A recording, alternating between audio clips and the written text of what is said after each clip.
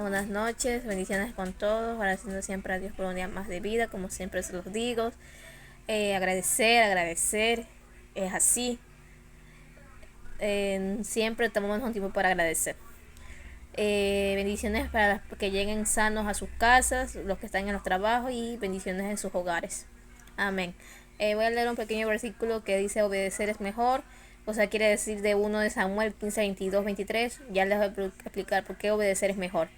Y Samuel dijo: se complace Jehová tanto en holocaustos y víctimas como en que se obedezca las palabras de Jehová. Ciertamente el obedecer es mejor.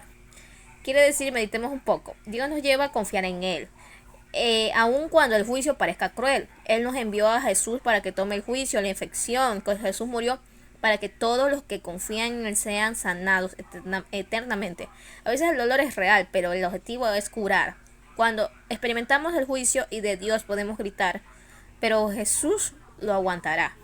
Esto quiere decir, como dice, en holocausto, en la palabra misma de Samuel, quiere decir que somos víctimas de exterminio, de matanzas. Entonces son cosas que venimos al mundo en así. ¿Por qué? Porque, ¿qué quiere decir?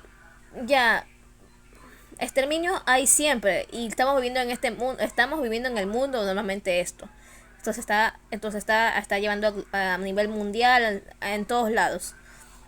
Pero dice, Dios nos llama a confiar en Él. Esto quiere decir que a pesar de todas las circunstancias, del dolor, como dice, del holocausto, somos víctimas incluso, del sufrimiento de lo que pasamos normalmente en familias, de ver personas que amamos se van. ¿Y por qué? Porque a pesar de que nosotros nos preguntamos que sea bueno o sea malo la persona que se haya ido, démonos un tiempo para reflexionar y decir que Dios no lo sé de malo.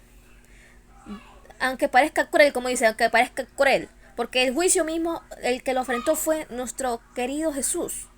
Él murió por nosotros en una cruz. Él dio todo ese juicio. ¿Pero para qué? Para que nosotros fuéramos sanados eternamente. Para no, como dice, confiar en Él sobre todas las cosas, creer en la palabra de Él. Por eso dice, obedecer es mejor. A pesar del dolor, de la herida que no sana, como dicen, que estamos viviendo normalmente en lo que está pasando a nivel, para mí, mundial y nivel donde yo estoy viviendo, lo obedecer es mejor.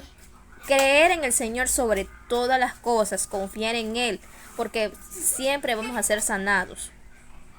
Por eso dice, Jesús aguantó por nosotros. ¿Por qué aguantó? Porque llevó nuestros pecados, llevó toda esa carga por nosotros. Entonces yo sé que ahorita estamos pasando en momentos difíciles porque Dios está cerca.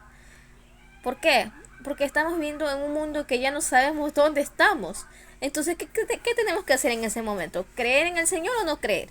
Creer en el Señor. Porque a pesar de que es dura la prueba, es tan dura, nos ganan tanto nuestras emociones, tenemos que dejar que nuestras emociones no tanto nos ganen, sino creer en la palabra de Dios y en nuestro Señor. Porque por algo Él murió por nosotros. Él prestó ese juicio hacia nosotros. Nosotros como personas, como pueblo, debemos obedecer la palabra de Dios. Él complace, a pesar de que el dolor es tan grande por víctimas, matanzas, cosas que pasan nuevamente a este mundo y personas que se van de nuestro mundo, no echemos cabida a culpar al Señor, sino más bien creer en el Señor. ¿Por qué me pasó? ¿Por qué no me pasó? Son cosas que a veces siempre nos llenamos de dolor y lloramos y decimos, nos llenamos de ira y decir, Dios, me pasó esto porque yo no fui nunca malo. No, sino que es una prueba que aunque tú no creas, nos pone el Señor.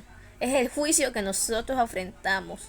Ese es el juicio que ahora nos toca porque murió Dios por nuestros pecados. Y ahí estamos pagando cada pecado que tengamos. Amén. Dice, una pequeña oración. Oh Jesús, te pido que me sanes. Confío en que me cuides y me protejas. Te agradezco por todo lo que haces por mí. Amén. Agradecer siempre, como lo decía. Agradecer siempre al Señor por todo lo que haces por mí y por ti mismo también. Amén.